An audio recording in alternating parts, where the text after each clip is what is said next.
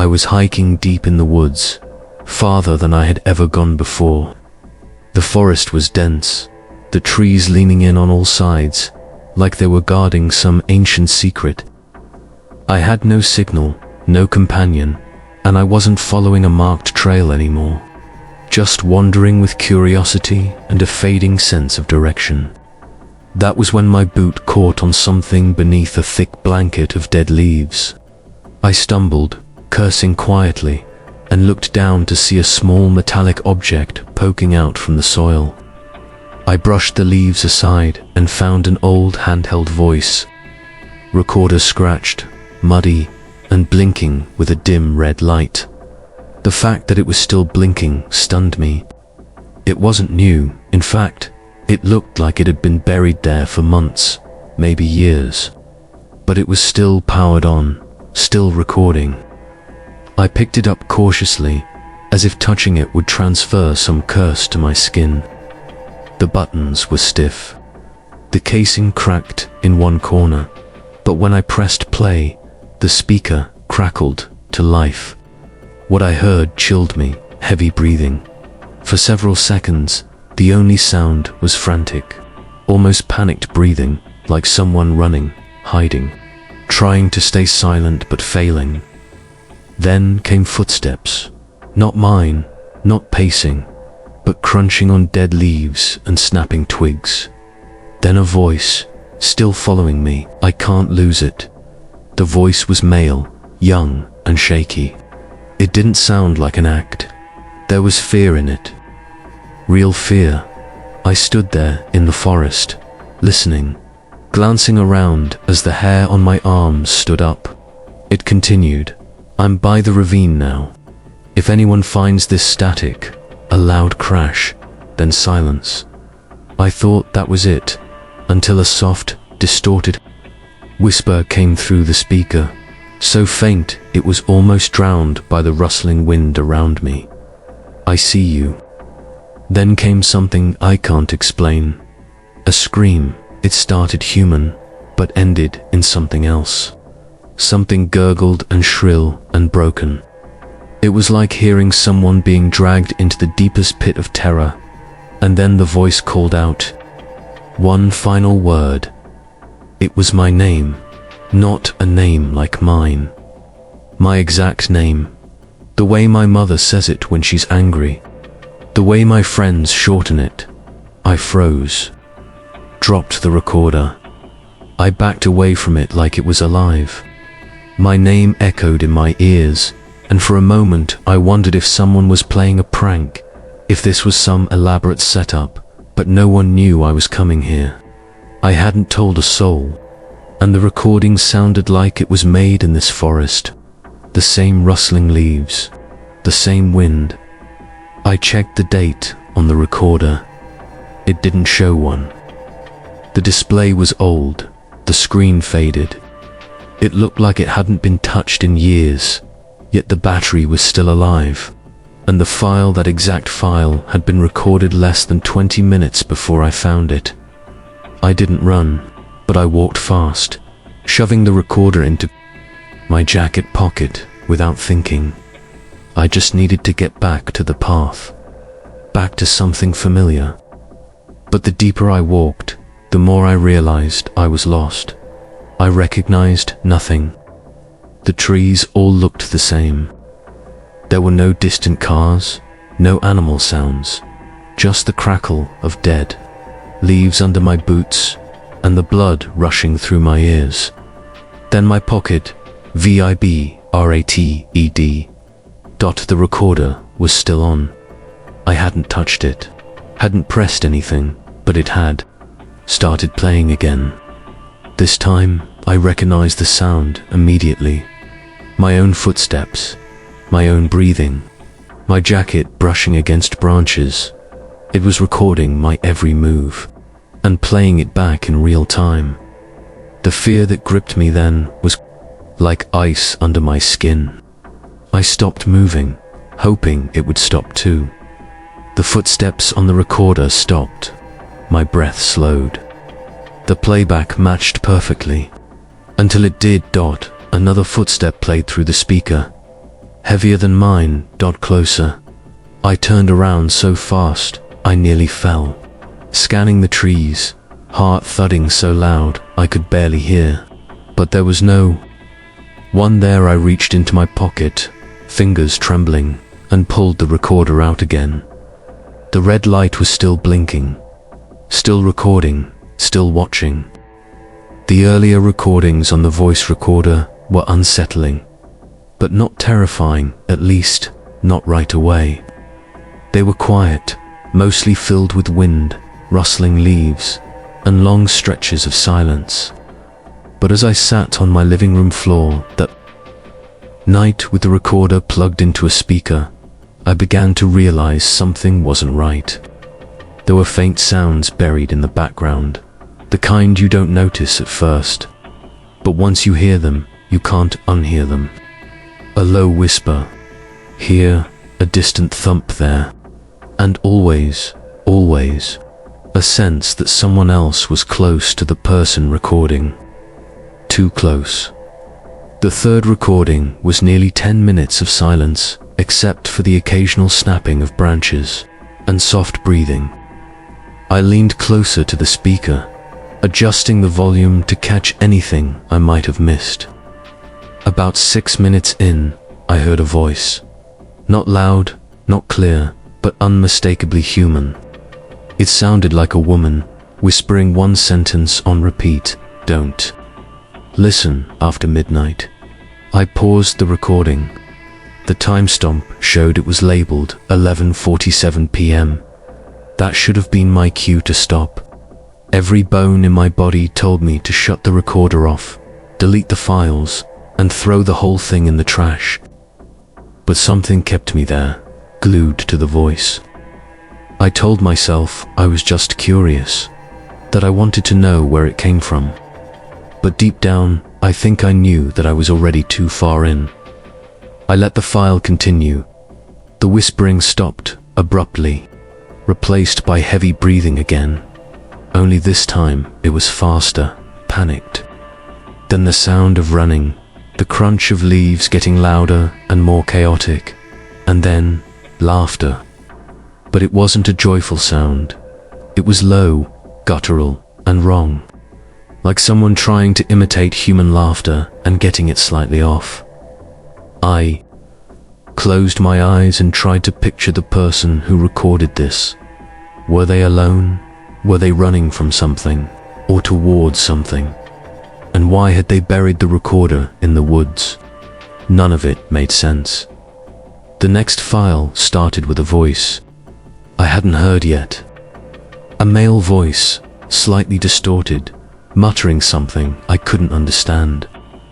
I replayed that part over and over, trying to decipher it. After adjusting the pitch and slowing it down, I finally heard the words clearly.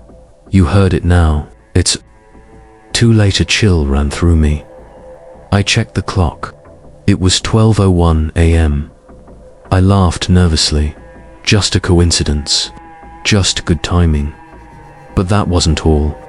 The next sentence in the recording made me freeze completely. I know you're listening. Right now, in your living room. I sat motionless. The air felt suddenly cold, like a window had been opened without my knowing. I paused the recording and stood up to look around. Every door was locked, every window sealed, but I couldn't shake the feeling that something had changed.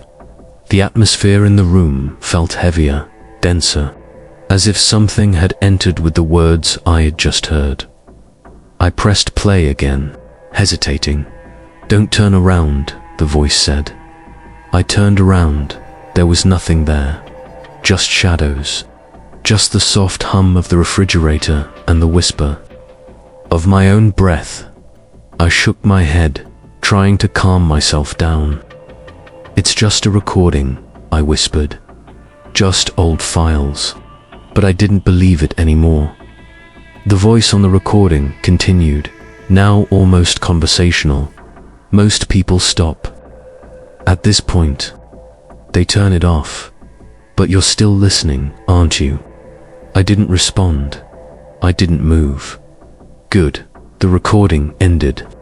I sat there, staring at the no-silent speaker. My mind raced. Was it real? Had someone made this specifically for me? But how? I'd only found the recorder that afternoon. Had it somehow ... adapted? The next file had no label. It was just a blank entry. I should have stopped. I pressed play. The first few seconds were quiet. Then a whisper so faint, I barely caught it. Look at the hallway. I couldn't. But I didn't need to. I heard it, a soft tap. Then another, the sound of bare feet on cold tile, coming from the hallway just outside the living room. I grabbed the recorder, my fingers shaking, and pressed stop. Everything went silent again. No footsteps, no voice. Just the sound of my own breath and the knowledge that something was there, just beyond the reach of the light. And I had listened after midnight. At 12:03 a.m., I woke up suddenly without knowing why. My room was silent, darker than usual, as if the shadows had thickened while I slept. I looked around, half expecting to hear the wind or the creak of the floorboards, but everything was still. That's when I noticed the faint blinking red light coming from my desk. I had left the voice recorder there earlier, planning to go through the rest of the files the next day. I was certain I had turned it off, but now it was on and playing. Got out of bed slowly, unease crawling across my skin.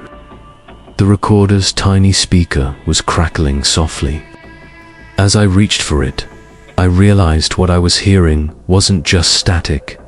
It was a voice, low, gravelly, and slow, almost like someone struggling to speak through grit. The words were coming through clearly now, and they made my blood run cold.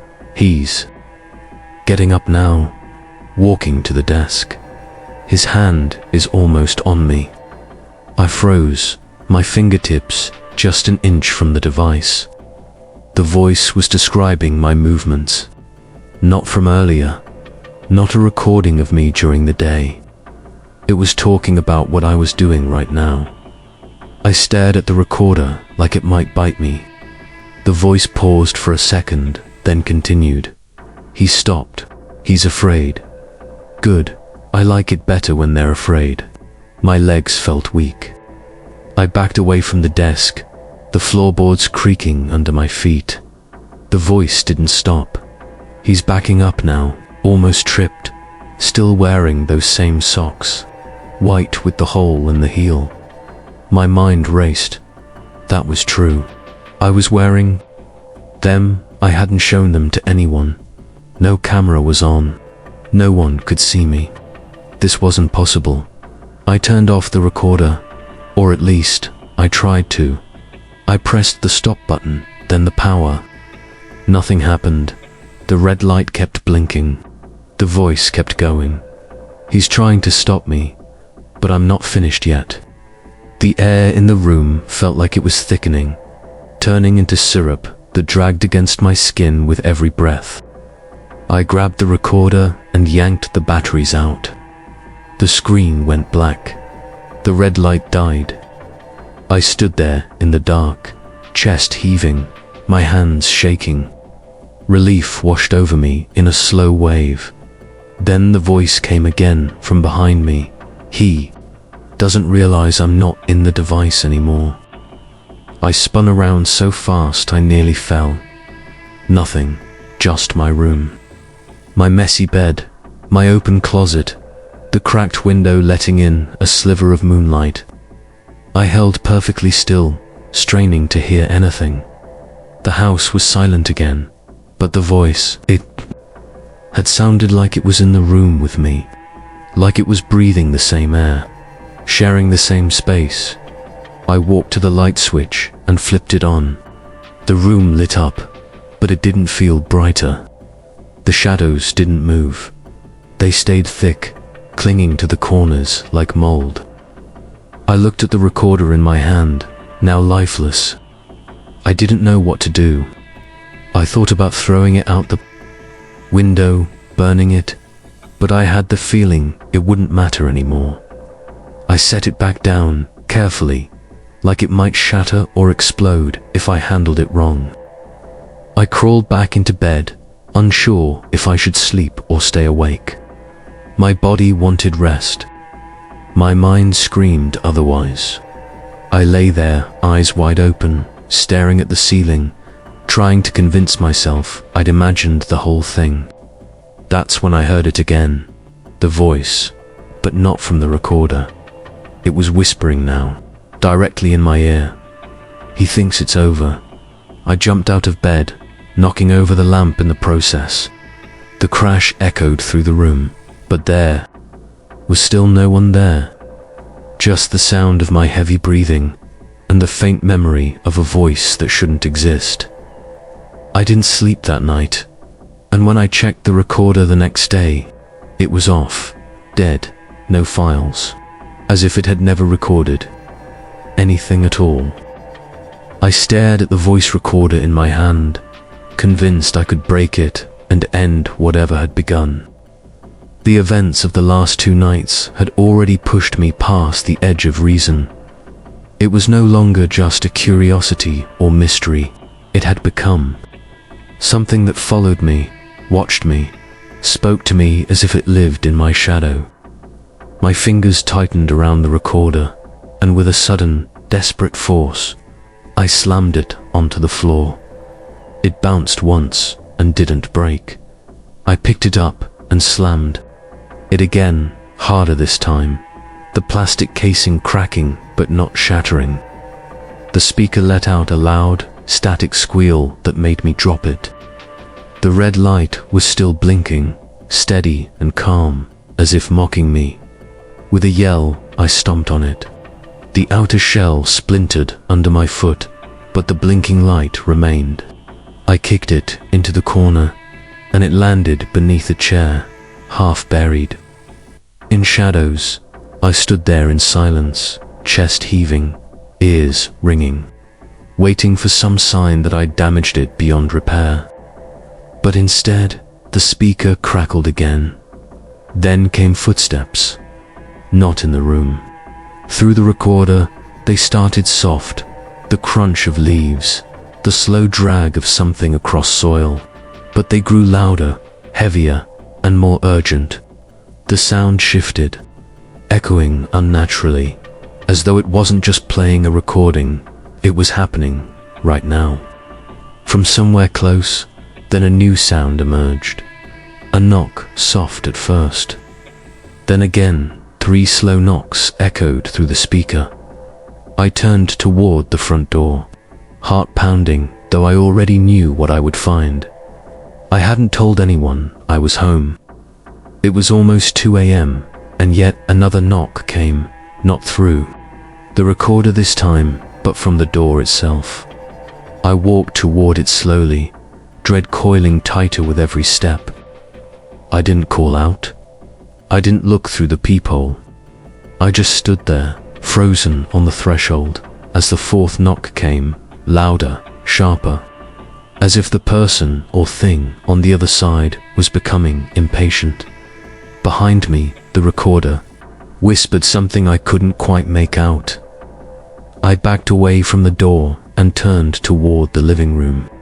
Just as the speaker grew louder, the knocking sounds were playing in a loop now. 3 knocks, a pause, then another 3. But it was what followed that sent a chill straight through my bones. A voice spoke again, but not the same one from before. This one was deeper, raspier, like gravel grinding inside a throat. I'm outside. I see you. Let me in. The voice was calm, but full of malice.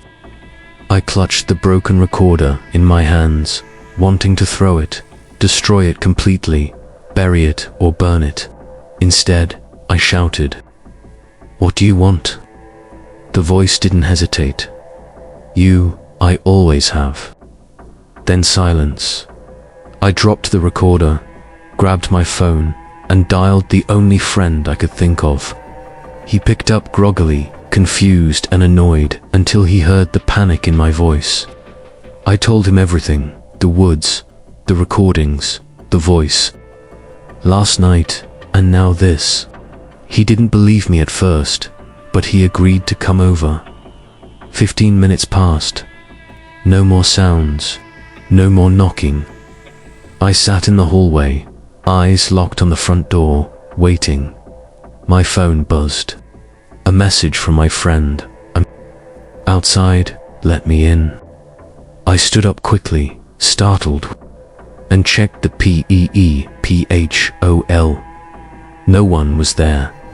Another message came through. "I'm at your door. You don't see me." I didn't reply. Instead, I texted back, "Send me a picture of where you are." No response. I waited 10 seconds, 20. Then a photo came through. It was of my living room. Taken from behind me, I turned around instantly. But again, nothing. Just shadows. Empty space. I backed against the wall, hyperventilating, sweat pouring down my neck. And then, one final sound from the recorder, now lying across the room in pieces. A voice, clearer than before, whispered one word: "Closer." I sat frozen, staring at the recorder's tiny screen. The newest file had just saved itself. I hadn't hit record. I hadn't even touched the thing since it played those knocks last night. My hands trembled as I pressed play. The time showed it was recorded just minutes earlier, at a time when I was alone, brushing my teeth before bed. My blood turned cold the moment the audio began to play. It started with my own footsteps, matching my movement toward the bathroom. Then the sound of the faucet running.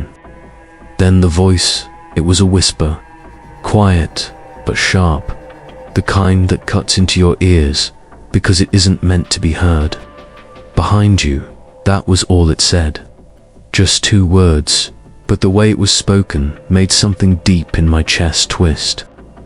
I paused the recorder and stood in silence, thinking back to that exact moment. Had I felt anything then? Did I sense someone there? I couldn't remember. I just knew I had been alone, or at least I had thought I was. I turned around in the room now, slowly, as if expecting to find someone standing just inches away. But there was nothing. Just shadows dancing softly across the floor from the hallway nightlight. I told myself again that I must be imagining things, that stress, sleep deprivation, and paranoia were getting the better of me. But the voice on the recorder wasn't mine, and it wasn't a sound I remembered hearing. With my own ears, a low hum started, like interference, still playing from the device. I hadn't pressed anything, but it was playing again. I looked down at it, my thumb hovering over the stop button, when the audio abruptly spiked into static, and then quieted. Another whisper followed. I turned around. I didn't understand what it meant at first, but then a slow realization crept in like a fog. The voice wasn't just repeating something, it was responding to me. It had heard me, known I had turned around just now. My breathing became shallow. I backed toward the corner of the room, still clutching the recorder as if it might explain itself if I held it long enough. Then the lights flickered, only once, but long enough for me to see something shift in the mirror across the room. Not a full form, just a suggestion of movement. Like something stepping back, hiding. I stared at the reflection, my eyes refusing to blink. I wasn't alone, and I hadn't been for a while. Whatever was connected to the recorder wasn't bound to it anymore. It was here. It had been watching, waiting. I dropped the recorder. It hit the floor hard, but didn't stop playing. It spoke again, And this time, the voice was closer, louder, like someone whispering straight into my ear. I watched you find me. The air in the room grew dense. Every breath was an effort. I wanted to run, to leave the house and never come back, but my body wouldn't move. I could feel eyes on me, not from the doorway or the window, but from the very walls. And then the recorder's voice whispered a second time, "I'm watching you now." That broke something in me. I picked it up and sprinted outside, barefoot, barely noticing the cold pavement beneath my feet. The sky was still dark, but the street was eerily silent. I threw the recorder as hard as I could into the bushes across the road, not caring if it broke or not. I just needed it away from me. I stood there for minutes, catching my breath, waiting for something, anything, to confirm that I had done the right thing. Then my phone buzzed in my hand. A new voice memo had appeared on the screen. I hadn't recorded it. I didn't press anything. But there it was, titled simply, "Last Look." And the preview text read, "You should have turned around faster."